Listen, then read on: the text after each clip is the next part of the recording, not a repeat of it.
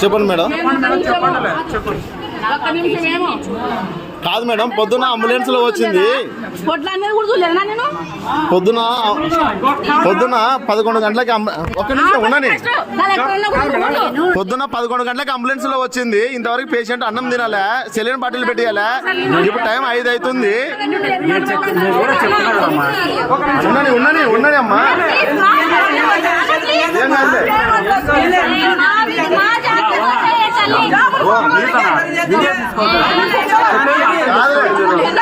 యాడి వెంటి పంప చూడకుండా ఎక్కడ వెంటివి డ్యూటీ చేస్తున్నావా లేనా?